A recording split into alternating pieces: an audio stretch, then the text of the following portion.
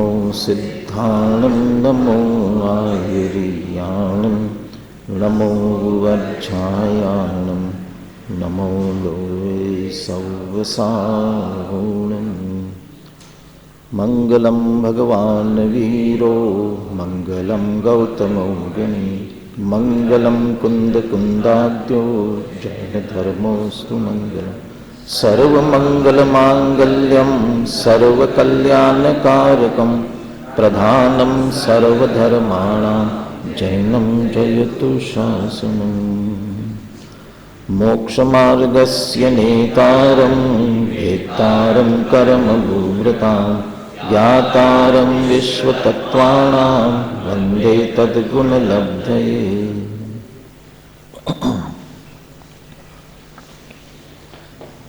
आचार्य उमास्वामी कृत तत्वार्थ सूत्र की सर्वार्थ सिद्धि नाम की वृत्ति किनके द्वारा लिखी है? आचार्य पूज्यपाद। मूल नाम क्या है? देवनंदी। माने मूल नाम तो देवनंदी है, पूज्यपाद विशेषण है। कुंद कुंदाचार्य मूल नाम क्या है? पद्मनंदी। लेकिन कुंद कुंदाचार्य ही अधिक रूढ़ हो गया। ऐसे ही देवनंदी आपका नाम भी पूज्यपाद, ये अधिक रूढ़ हो गया। देव आदि के द्वारा जिनके पाद पूज्य है, ऐसे पूज्यपाद।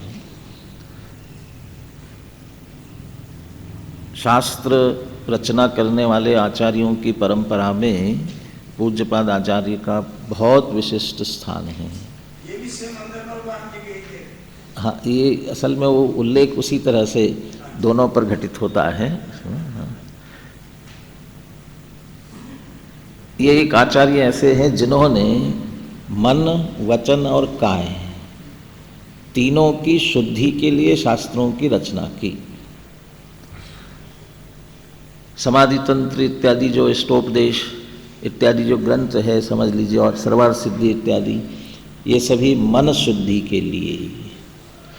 और व्याकरण की रचना भी की, जैनेन्द्र व्याकरण, तो वो वचन की शुद्धि के लिए।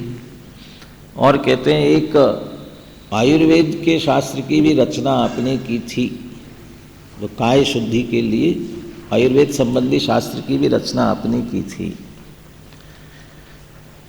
अपन उत्तरार्ध के रूप में 6वें से चर्चा प्रारंभ कर रहे हैं।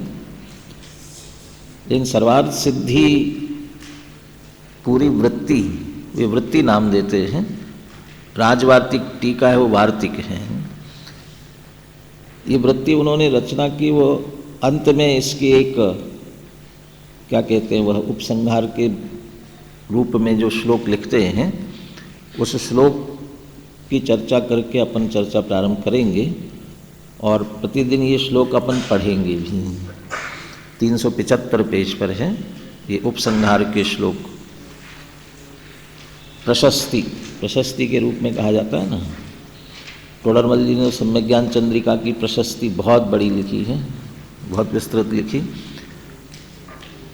जो हम टोडरमल जी का परिचय पढ़ते हैं ना, मैं हूँ जीव द्रव्य, ये जो पूरा उनका परिचय है वो उसी प्रशस्ति में से लिया हुआ है।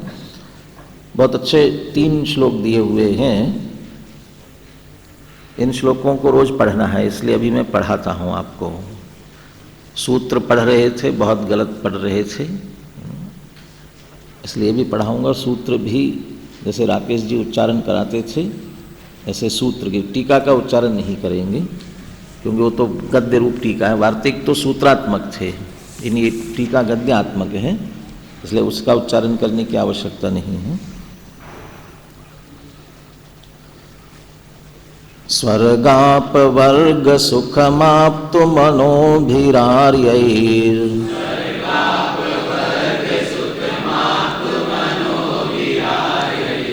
जैनेन्द्र शासन वरामृत सारभूता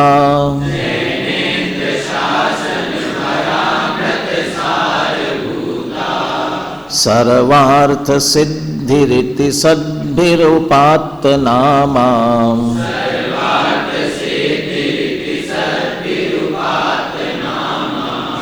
तत्त्वार्थ वृत्तिरणिशं मनसा प्रधार्या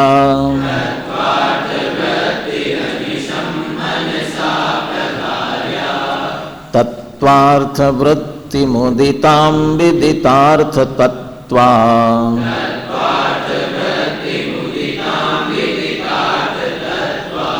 शृण्वन्ति ये परिपठन्ति च धर्म भक्त्या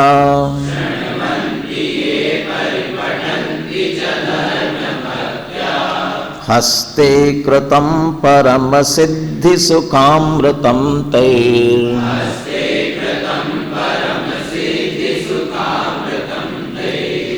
मर्त्यामरेश्वर सुखेषु किमस्ति वाच्यम्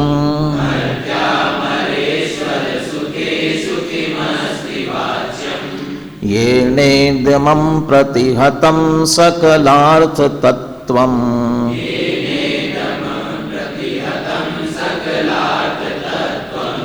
उद्योतितं विमल केवल लोचनेन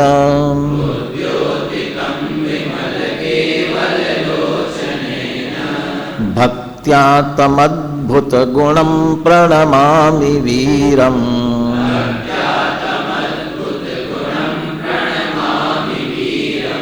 आरान्नरामर गणार्चित पादपीठम्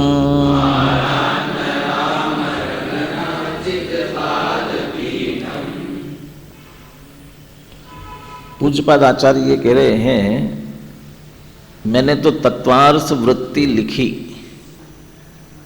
लेकिन इसे सर्वार्थ सिद्धि जो नाम दिया है ना, वो कहते सज्जनों ने दिया है।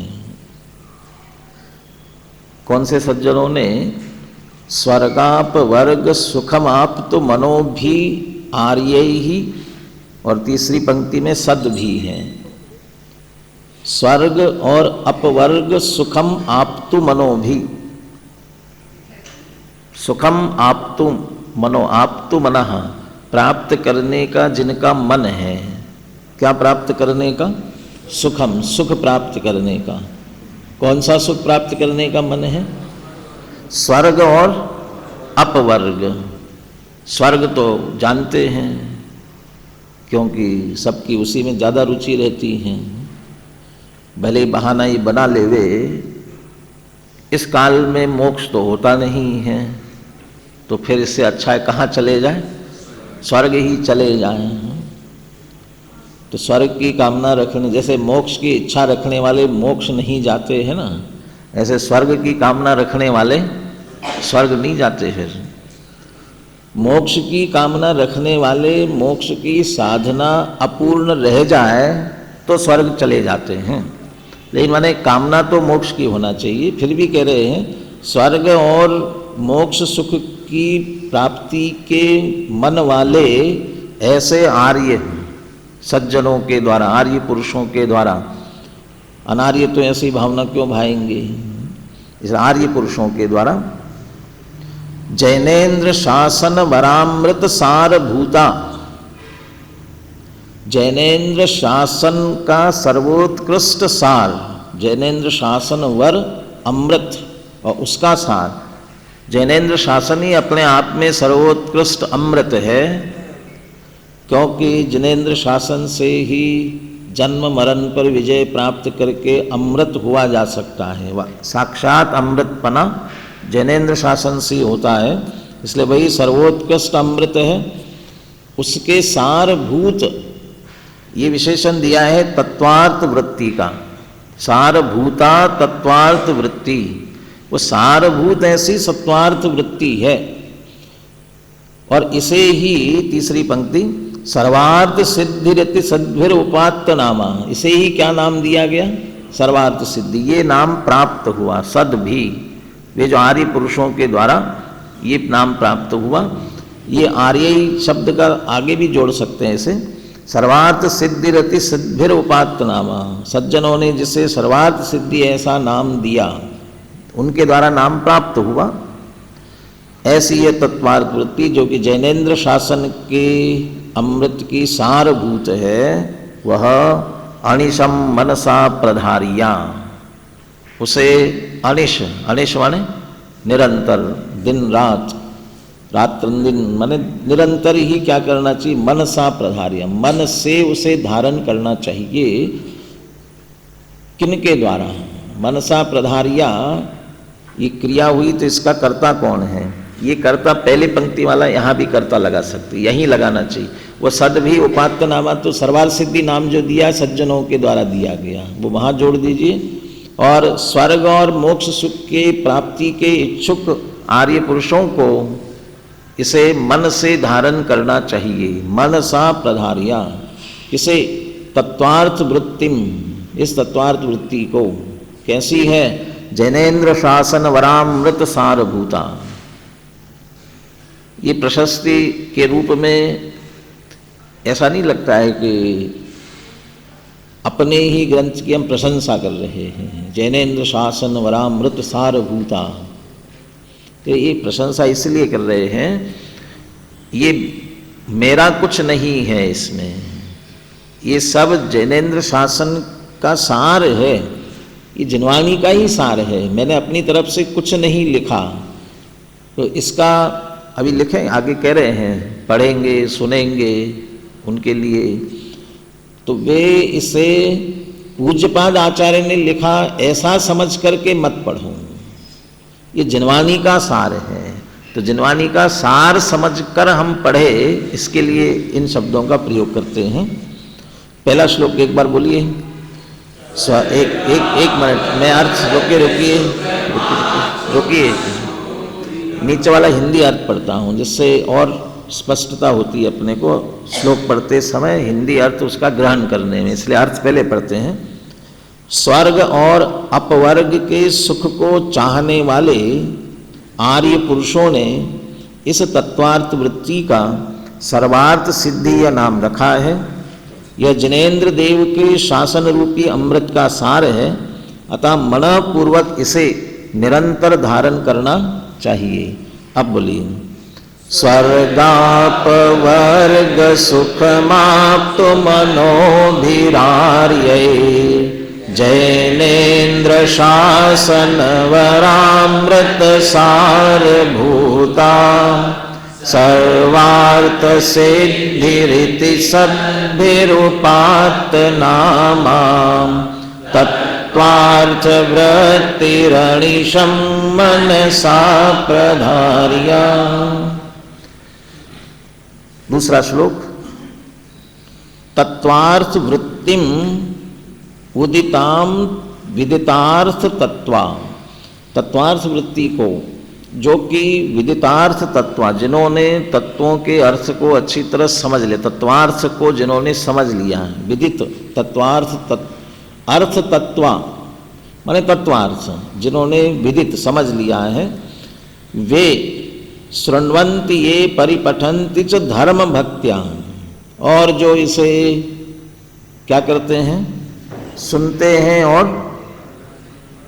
क्या करते हैं, पठन्ति कि परिपठन्ति, परिपठन्ति, तो परिपठन्ति माने क्या होता है, बार बार पढ़ते हैं, पुनः पुनः पढ़ना, माने एक बार नहीं पुनः पुनः पढ़ते हैं। और कैसे, धर्म भक्त्या, धर्म भक्ति से, धर्म भक्ति से यानी कैसे,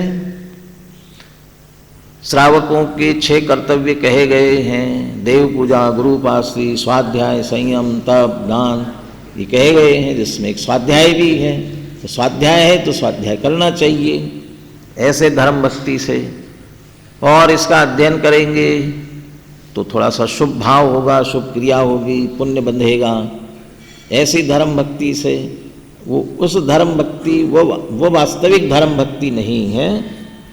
2 तरह से धर्म भक्ति, एक तो वत्थु सहावो धम्मो, वस्तु का स्वभाव धर्म है, और उस धर्म को अर्थात वस्तु के स्वभाव को हमें समझना है इस भक्ति से। और दूसरा धरति उत्तमे सुखे, वह धर्म जो उत्तम सुख को प्रदान करता है, और वह कौन सा है? देशयामी समीचीनम धर्म। अगला श्लोक, सदृष्टि ज्ञान वृत्तानि धर्मम धर्मेश्वरा विदो। वो सदृष्टि ज्ञान वृत्तानि धर्मम धर्मेश्वरा विदु, वो जो सम्यक दर्शन ज्ञान चारित्र रूप धर्म है, माने मोक्ष मार्ग वाला जो धर्म है उसकी भक्ति से, वो धर्म भक्ति उसकी प्राप्ति के लिए पढ़ते हैं, सुनते हैं।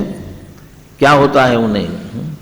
हस्ते कृतम परम सिद्धि सुकामृतम तैहि, तैहि परम सिद्धि सुकामृतम हस्ते कृतम, उनके लिए परम सिद्धि रूपी सुखामृत हस्ते कृतम, माने मानो हाथ में लग गया, हाथ ही आ गया, उनको प्राप्त हो गया, समझ लो, मानो वो प्राप्त करते ही है। और परम सिद्धि साक्षात सिद्ध दशा, मुक्त दशा, मोक्ष सुख की प्राप्ति होती है।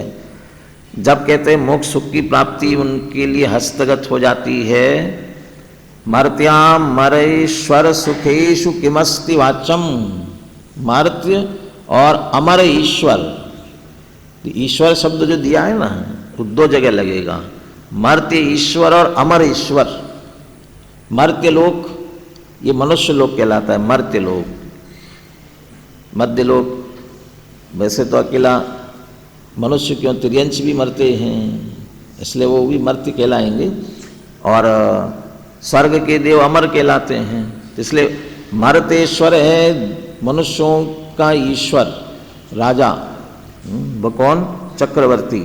और अमर स्वर्ग के ईश्वर जो है इंद्र, इसलिए चक्रवर्ती और इंद्र, इनके सुखेशु किमस्ति वाचम, इस सुख के संदर्भ में तो क्या कहना चाहिए, क्या कहने की आवश्यकता है, यानी ये तो सहज मिल जाता है।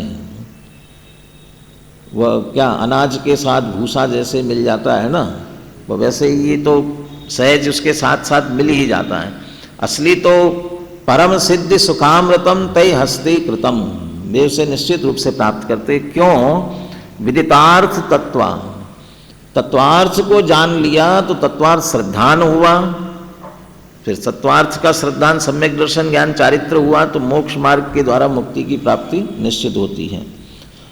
नीचे श्लोकार्थ, सब तत्वों के जानकार जो इस तत्वार्थ वृत्ति को धर्म भक्ति से सुनते हैं और पढ़ते हैं, मानो उन्होंने परम सिद्धि सुखामृत को अपने हाथ में ही कर लिया है, फिर चक्रवर्ती और देवेंद्र के सुख के विषय में तो कहना ही क्या है।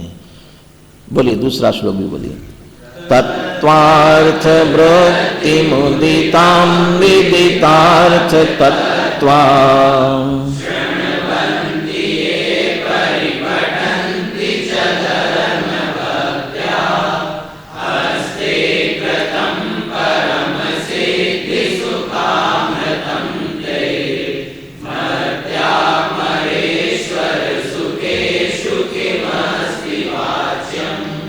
ये ने दे, चलो अर्थ कर लेते, पहले बोला तो दिया ही आपको ये श्लोक। ये न इदम अप्रतिहतम सकलार्थ तत्वम उद्योतितम, जिनके द्वारा समस्त तत्वों के अर्थ को उद्योतितम निकाला, कैसे? अप्रतिहतम, प्रतिहत जिसमें कोई बाधा डाल सके, जिसको कोई खंडित कर सके, वह खंडित होने वाला, लेकिन अप्रतिहतम निर्बाध, जिसमें कोई बाधा, दोष, निर्दोष, ऐसा। उद्योतितम किसके द्वारा?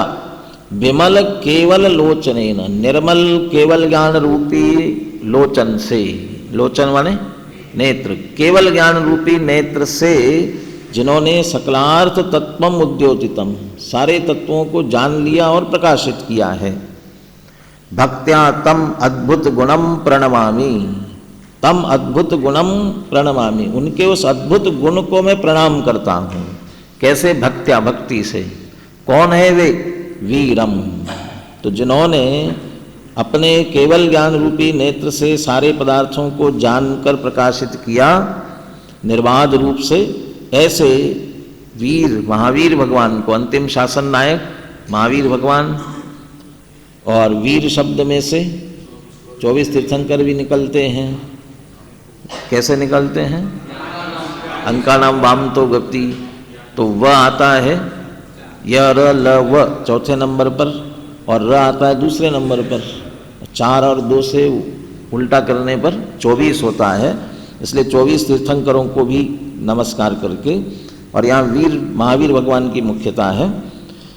आरान नरामर गणार्चित पाद पीठम, ये आरात शब्द किस अर्थ में है? नीचे हिंदी में भी अर्थ नहीं दिया। आरात नरामर गणार्चित पाद पीठम, मनुष्य और इंद्र देवताओं के द्वारा जिनके चरण पाद पीठ अर्चित है, पूजित है, माने मनुष्य और देवों के द्वारा जो पूजित है, ऐसे महावीर भगवान को मैं नमस्कार करता हूँ। प्रारंभ में तो नमस्कार किया सामान्य है सभी को, जो भी वीतरागी सर्वज्ञ और हितोपदेशी है, ऐसे सब जिनेंद्र भगवंतों को नमस्कार किया।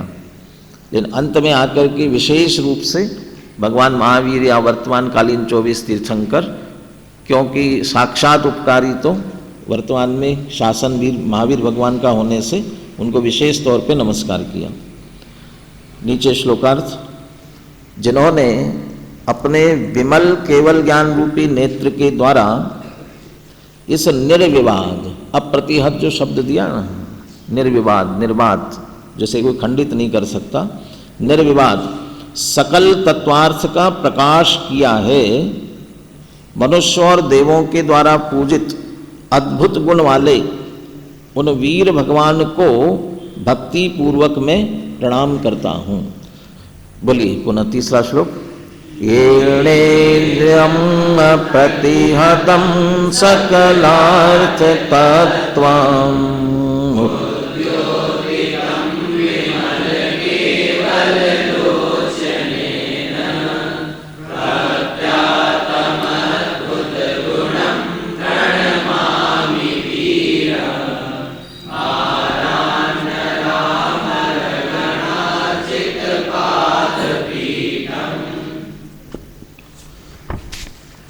तत्वार्थ सूत्र, चूँकि इसमें तत्वार्थों का सूत्रात्मक रूप में निरूपण किया है, इसलिए तत्वार्थ सूत्र है। और मोक्ष मार्ग पूर्वक मोक्ष का निरूपण किया है, इसलिए क्या है? मोक्ष शास्त्र है। तत्वार्थों का निरूपण किया तो उसमें भी इस तरह से क्रम रखा है। पहले अध्याय में किसका निरूपण किया? वास्तव में उन तत्वार्थों के जानने के उपायभूत प्रमाण नयों का और सम्यक दर्शन और सम्यक ज्ञान का। सम्यक दर्शन, सम्यक ज्ञान, सम्यक चारित्र की चर्चा आगे 9वें अध्याय में आएगी, इसलिए वहाँ नहीं की थी। लेकिन सम्यक दर्शन, सम्यक ज्ञान की भी चर्चा है साथ में, और प्रमाण नयों की चर्चा सम्यक ज्ञान के अंतर्गत भी आई और जानने के उपाय के रूप में भी आई। तो वो पहला अध्याय तो इस तरह से सामान्य है। कहने में तो हम ये कहते हैं कि पहले 4 अध्यायों में जीव पदार्थ का, जीव तत्वार्थ का वर्णन है, लेकिन वास्तव में तो दूसरे से लेकर के 2, 3 और 4 इन 3 अध्यायों में है। दूसरे में प्रारंभ हुआ स्वतत्वम और जीवस्य स्वतत्वम, फिर जीव का लक्षण, तो ये सब दूसरे अध्याय में है। तो पहला अध्याय भूमिका, सामान्य, मोक्ष मार्ग इत्यादि के संदर्भ में है। फिर 5वें अध्याय में अजीव पदार्थ का, अब 6वें अध्याय में अब आश्रव का। ये यहीं से चर्चा प्रारंभ कर रहे हैं। अथ 6ठो अध्याय, इसमें इसको भी नंबर दिए हैं, जैसे वहाँ वार्तिक को नंबर दिए ना, जैसे यहाँ जो टीका के पैराग्राफ बनाए हैं उनको भी नंबर दिए गए हैं। ये 609 नंबर का पैराग्राफ। आह अजीव पदार्थो व्याख्यातः इदानीं तदनंतर उद्देश्य भाग आश्रव पदार्थो व्याख्येया इति ततस्तत्प्रसिद्ध्यर्थम इदम उच्यते। अन्यत्र खास करके न्याय शास्त्रों में प्रश्न करना होता है, तब कौन से शब्द का प्रयोग करते हैं? ननु शब्द का प्रयोग करते हैं, लेकिन पूज्यपाद आचार्य ने आह शब्द का प्रयोग किया। कोई कहता है, किसी ने कहा, क्या कहता है, अजीव पदार्थो व्याख्यातः, आपने अजीव पदार्थ का व्याख्यान कर दिया। अजीव पदार्थ का व्याख्यान हो गया। कहाँ हुआ? 5वें अध्याय में हो गया। इदानीम, अब तदनंतर उद्देश्य भाग, उसके बाद उद्देश्य भाग माने उद्देश्य भाग, शास्त्रों के कथन करने की 3 प्रकार की प्रवृत्ति बताई ना। शास्त्र और लोक में भी 3 प्रकार से प्रवृत्ति है, उद्देश्य, लक्षण, निर्देश और परीक्षा। और उद्देश्य में क्या होता है? नाम मात्र कथनम। तो नाम मात्र कथन मेरे ख्याल से तीसरा सूत्र होगा या दूसरा ही, सम्यक दर्शन ज्ञान चारित्राणि मोक्ष मार्गः, फिर तत्वार श्रद्धानम सम्यक दर्शनम, फिर तन्निसर्गादधिगमाद्वा, चौथा सूत्र जीवा जीवाश्रव बंध संवर निर्जरा मोक्षास्तत्वम। इस सूत्र में ये उद्देश्य किया गया है। तो वहाँ जो जिस क्रम से नामों का उल्लेख किया गया था, तो उसमें जीव का पहले उल्लेख किया, फिर उल्लेख किया अजीव का।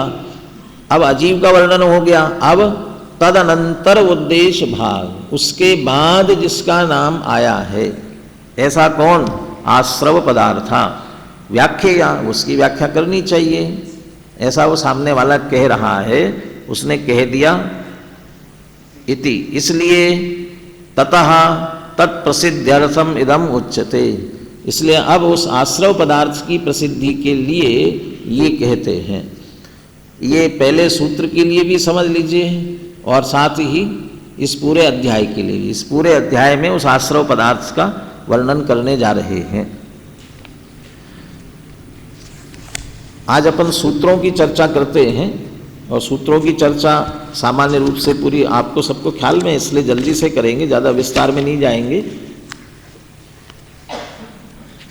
तत्सर्वार्थ सिद्धि की एक और विशेषता क्या है, खास करके पूज्यपाद आचार्य के संदर्भ में ही कही जाती है।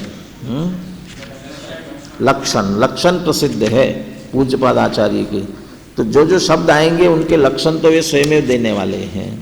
तो वहाँ यथा समय हम उसी समय उनके विशेष लक्षण देखेंगे। अभी सिर्फ सामान्य सूत्रों का अर्थ देखेंगे, और सूत्रों का अर्थ भी देखने के स्थान पर समझ लीजिए किसी का अर्थ अस्पष्ट भी रह जाए, उच्चारण की मुख्यता से आपको देखना है। काय वांग मनः कर्म योगः, तो सबसे पहले योग की चर्चा की पहले सूत्र में। अभी तो कहा था कि आश्रव पदार्थ का व्याख्यान करना है, फिर योग क्यों बता रहे हो? क्योंकि अगला सूत्र तो सरल है, बोलिए। तो वो योग ही आश्रव है। इसलिए मन वचन काय की क्रिया, कार्य जो है वह योग है और वही आश्रव है। शुभ पुण्यस्या शुभ पापस्य,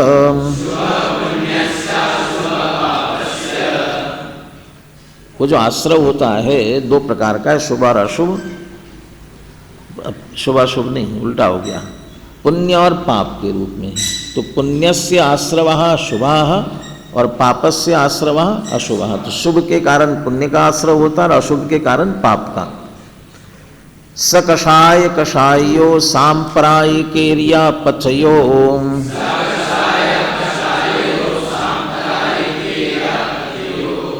स कषाय अकषायो हो, माने वो अब जैसे पुण्य और पाप के रूप में भेद किया, ऐसे कहते 2 प्रकार से होता है और आश्रव, सांप्रायिक और ईर्यापथ। किस किस के होता है सांप्रायिक आश्रव? किनके होता है? सकषाय, कषाय वालों के, कषाइयों के। कषाय किनके हैं? किनके हैं? मुनिराजों के तो नहीं होगी, सम्यक दृष्टि के तो नहीं होगी। कहाँ तक? क्षीण मोह गुणस्थान तक। क्षीण मोह, जब तक मोह क्षीण नहीं हुआ है वहाँ तक कषाय है। अब वहाँ तक के जीवों का आश्रय हो रहा है सांप्रायिक आश्रय है, और उसके बाद जो अकषाय, कषाय से रहित हो गए, उनका जो आश्रय ईर्यापद आश्रय है। इसमें जो सकषाय सांप्रायिक आश्रव है सकषाइयों के होने वाला, उसके भेद बताते हैं। इंद्रिय कषाया व्रत क्रिया पंच चतुः पंच पंचविंशति संख्या पूर्वस्य भेदा। इंद्रिय कषाय अव्रत क्रिया। अब इसके क्रम से भेद करो। पंच चतुः पंच और पंचविंशति संख्या, और क्रम से लगाया जाता है। सबसे पहला शब्द इंद्रिय है तो पंच, फिर उसके बाद कषाय है चतुः, और अव्रत है 5 प्रकार के पापों से निवृत्त नहीं होना, अविरति तो वह व्रत भी 5 हुई, और क्रिया पंचविंशति। ये अलग से थोड़ा सा समझ लीजिए, नया विषय। 25 प्रकार की क्रियाएं कौन कौन सी हैं, उसमें मिथ्यात्व की क्रिया भी और सम्यक्त्व की क्रिया भी आएगी 25 में। पूर्वस्य भेदा, ये पूर्व के सकषाय अकषाय और सांप्रायिक क्रियापद थे ना, उसमें सकषाय वालों का जो सांप्रायिक पहला भेद है उसके ये भेद हैं। आश्रव के रूप में इसके प्रभेद समझ लीजिए, ये प्रभेद है। दूसरे के कितने भेद होंगे? पूर्वस्य कह दिया है, फिर दूसरा जो इरियापत है उसके कितने भेद होंगे? उसके कैसे भेद हो सकते हैं? कुछ अंतर ही नहीं है उसमें। अकषाय है इसलिए उसके कोई भेद नहीं हुए और ना आगे कोई भेद दिए गए उसके, इसलिए पूर्व वाले के ही सारे भेद हैं। ये जो है आश्रव ऐसा सबको एक सा ही होता है कि इसमें भी कुछ अंतर पड़ता है? तो किस कारण से अंतर पड़ता है वो कारण बताते हैं। तीव्र मंद ज्ञाता ज्ञात भावाधिकरण वीर्य विशेषेभ्यस्तद विशेषः।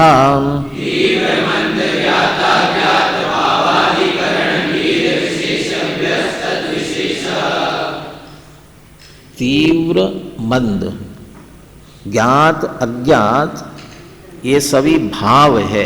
ये भाव शब्द है ना यहाँ बीच में, तीव्र भाव मंद भाव, ज्ञात भाव अज्ञात भाव, फिर अधिकरण और फिर वीर्य विशेषेभ्य।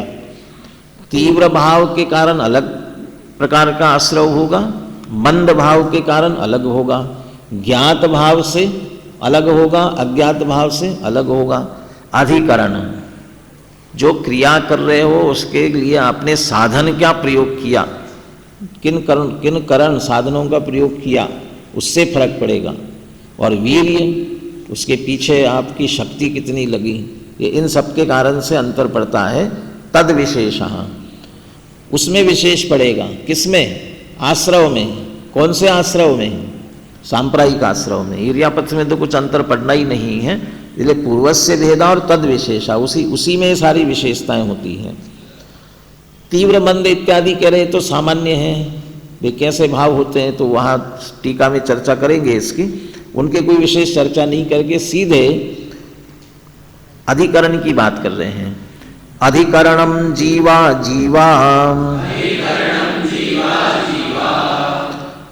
जीव और अजीवित ये 2 प्रकार के अधिकरण है, जीवाधिकरण और अजीवाधिकरण। माने जीव के भावों को अपने साधन बनाया और कुछ जड़ पदार्थों के अपने साधन बनाया, वो बता रहे आगे पहले वाले कौन से हैं और दूसरे वाले अधिकरण कौन से, जीवाधिकरण कौन से हैं। पूरा सूत्र बोलता हूँ, थोड़ा आप ध्यान से सुन करके दोहरा सकेंगे, शास्त्रीय विद्यार्थी हो। आद्यम सरंभ समारंभारंभ योग कृतकारितानुमत कषाय विशेष स्त्री स्त्री स्त्री चतुश्चैकशः।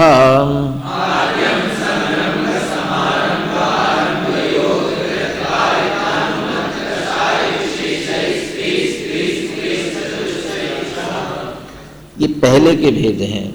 कैसे भेद पड़ेंगे? सौरंभ, समारंभ और आरंभ। किसी कार्य के करने का प्रारंभ करना, फिर उसकी सामग्री जुटाना और उस कार्य में लग जाना, और ये भी कैसे? योग। और फिर इनमें भी कृत, कारित और अनुमत, और फिर इनमें भी कषाय विशेष हैं।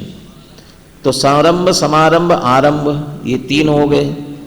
फिर योग त्रि फिर 3 हो गए, और कृतकारितानुमत ये फिर 3 हो गए, और कषाय ये 4 हो गए। तो त्रि त्रि त्रि, स्त्री नहीं है वो। यदि स्त्री होता तो क्या होता?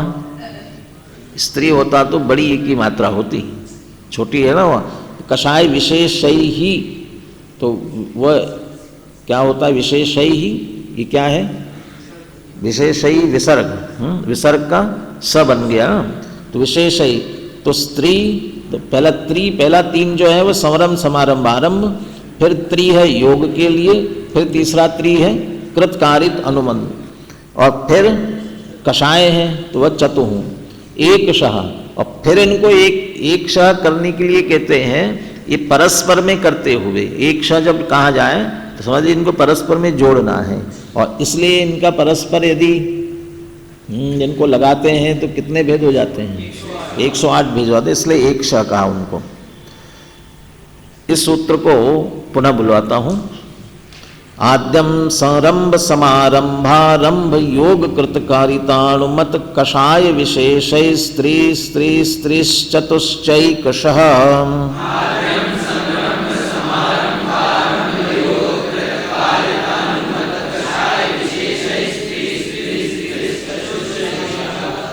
थोड़ी गति कम रखेंगे ना तो एक साथ भी बोल सकेंगे, स्पष्ट भी बोल सकेंगे। वो जो अधिकरण कहे गए थे ना, ये जीवाधिकरण है, क्योंकि ये सब जीव के परिणाम रूप है। और आगे ले रहे हैं परम माने दूसरा अजीवाधिकरण कौन कौन सा होता है? निर्वर्तना निक्षेप संयोग निसर्गा द्विचतुर्द्वित्रिभेदा परम।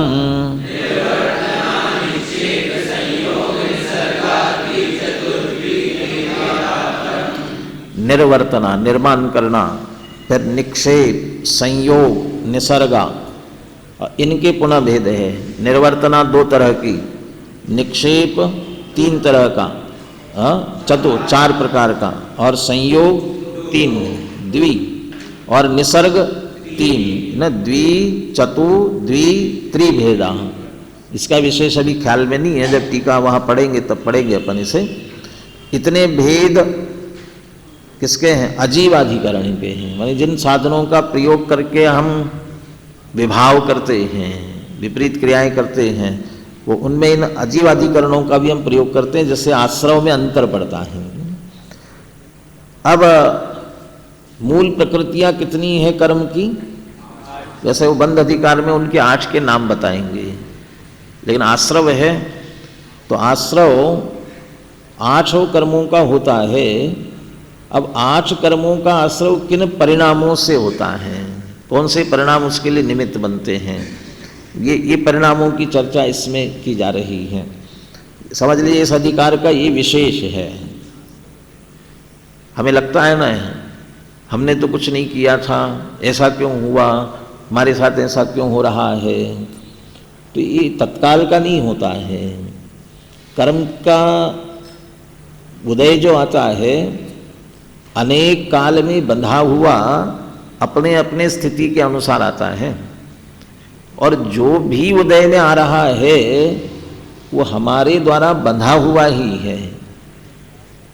कोई भी बिना हमारे परिणाम के कर्म बंधा ही नहीं है जो भी उदय में आ रहा है, बल्कि ये तो उदय में आ रहा है बहुत कम आ रहा है। जितना बंधा हुआ जैसा का तैसा उदय में आ जाए तो मुश्किल पड़ जाए। ये तो बहुत कुछ पड़े पड़े समझ लीजिए, जैसे कोई चीज़ पुरानी होती जाती है तो थोड़ी सी डाइल्यूट उसकी शक्ति कम होती जाती है ना, ऐसे इसके भी कम होती जाती। किसी की बढ़ती भी है, शराब पुरानी हो जाए तो ज़्यादा उसमें मादकता आती जाती है, किसी में बढ़ती भी जाती है। ये जैसे के तैसे तो नहीं आता है, लेकिन बिल्कुल भोगते समय बहुत बार ऐसा लगता है हमने तो ऐसा नहीं किया था, हमें क्यों ऐसा हुआ। बिल्कुल नहीं, अभी नहीं किया है तो कभी ना कभी किया हुआ है, बिना किए नहीं आया है। तो यदि जिस कर्म से संदर्भ में यदि हमें पढ़ते हुए समझ में नहीं आ रहा है, यदि हमें लगता है कि मेरा क्षोभ कुछ कम है, क्यों? बहुत कोशिश करता हूँ, तो अकेले अभी कोशिश करने से काम नहीं चलेगा ना।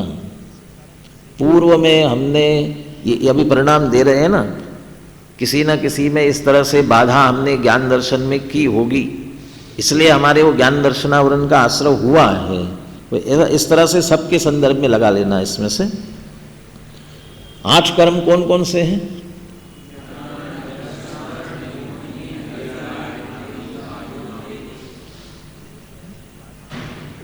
बाल कक्षा नहीं ले रहा हूँ, हाँ, प्रौढ़ शास्त्री वालों की ले रहा हूँ। और गोमट सार पड़े हुए हो तो गोमट सार के क्रम के हिसाब से बोलो बोलो।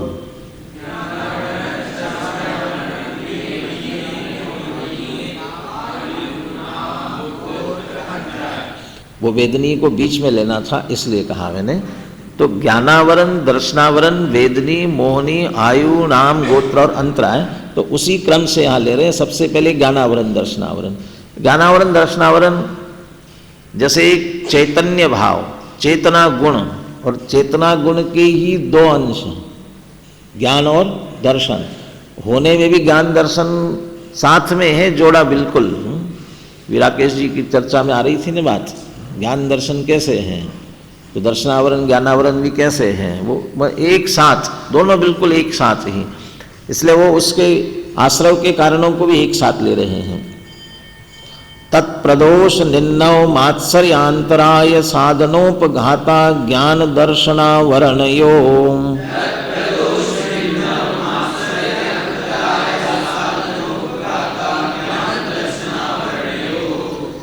तत्शब्द जो लिया ना, चूंकि 2 के संदर्भ में, ज्ञान और दर्शन के संदर्भ में, इसलिए जो कारण दे रहे हैं, यदि ज्ञान के संदर्भ में है तो ज्ञानावरण का आश्रय होगा, और दर्शन के संदर्भ में है तो दर्शनावरण का आश्रय होगा। क्या करेंगे?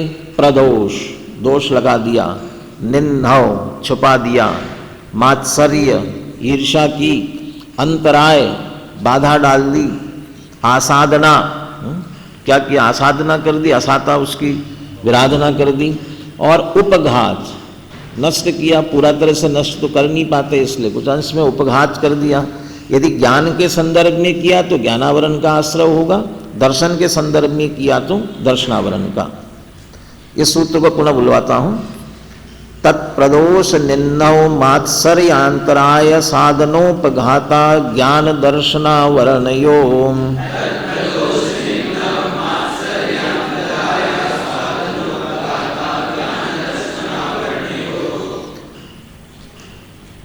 प्रदोष, निन्नवम, निन्नव, मात्सर्य, अंतराय और आसाधना और उपघात, फिर बहुवचन के लिए उपघाता कर दिया उसे।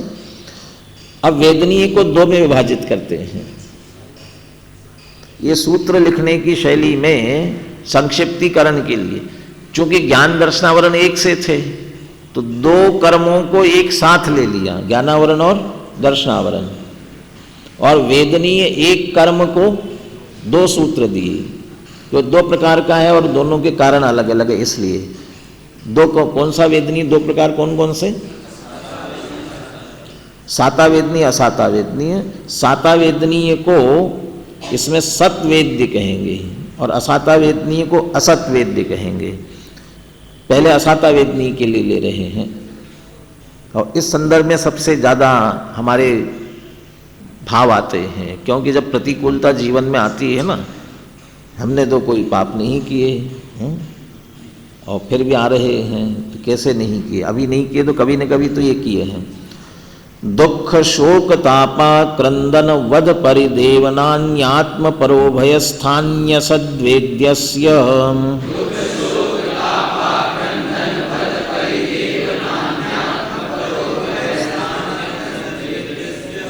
ये अंत में आ रहा है, थोड़ा सा दिक्कत अभी करते हैं इसे। दुख शोक ताप है ना, ताप, आक्रंदन, वध और परिदेवन, और इसका बहुवचन कर दिया परिदेवनानि। तो ये सारे दुख शोक ताप आक्रंदन वध परिदेवनानि, ये क्रियाएं, ये कार्य आत्म पर और उभयस्थ, तीन हो गए, आत्मस्थ, परस्थ और उभयस्थ, माने अपने में किए, परस्थ दूसरों के किए, और एक साथ अपने और दूसरों में किए, उभयस्थ, इसलिए तीनों हो गए। तो आत्म पर उभयस्थानी है ना, ये जो है उभयस्थानी असद वेद्यस्य, ये असत वेद्यस्य आश्रवः, इसके कारण से आसाता वेदनी का आश्रव होता है। तो ये यहाँ थोड़ा सा परिदेवनानी आत्म परोभयस्थानी असद वेद्यस्य, ये शब्द ख्याल में लेंगे तो बोलने में दिक्कत नहीं आएगी। दुख शोक तापा क्रंदन वद परिदेवनान्यात्म परोभयस्थान्य सद्वेद्यस्य,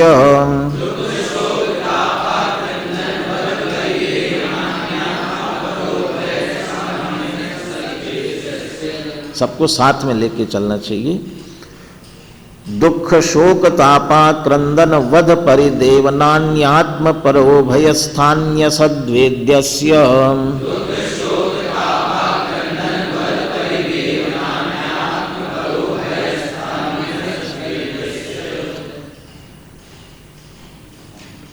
ये तो हो गए असत वेद्य से, असाता वेदनी के। अब साता वेदनी है, जब प्रतिकूलता में विचार करते हैं ना कि क्या पाप किए थे, ऐसे भी क्या पाप किए, दादा की पुस्तक है ना, ऐसे भी क्या पाप किए, जब पढ़ोगे तब ध्यान में आएगा कि क्या पाप किए थे, असली पाप क्या हुए थे। तब ये विचार करना कि पुण्य नहीं किया होगा निश्चित रूप से, तभी तो आया है पाप, पाप किया होगा और पुण्य नहीं किया होगा, जिसका साता वेदनी का बंद नहीं हुआ होगा, आश्रव नहीं हुआ होगा। तो साता वेदनी का किसके कारण से होता है? भूत वृत्त्यनुकंपा दान सराग संयमादि योग क्षांति शौचमिति सद्वेद्यस्य,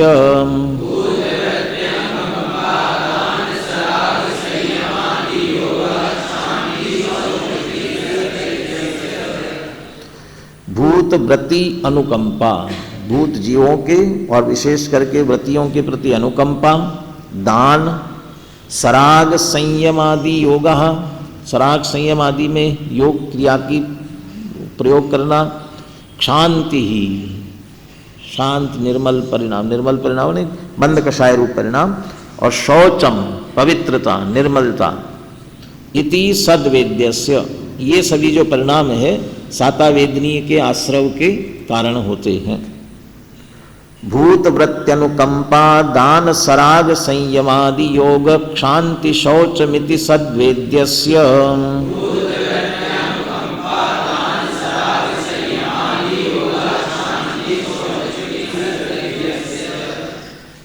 कितने कर्म हो गए? 3 हो गए, ज्ञानावरण, दर्शनावरण और वेदनीय। अब विशेष चर्चा बाकी के 5 कर्म बाकी रह गए, 5 कर्मों की चर्चा, 5 कर्मों के लिए सूत्र और दिए, खास करके आयु कर्म को 4 में विभाजित करके दे दिए, बल्कि 4 ही सूत्र नहीं आयु कर्म के हैं, और अधिक सूत्र भी है, इसलिए इनकी चर्चा करके फिर आगे 6वां अध्याय प्रारंभ करेंगे।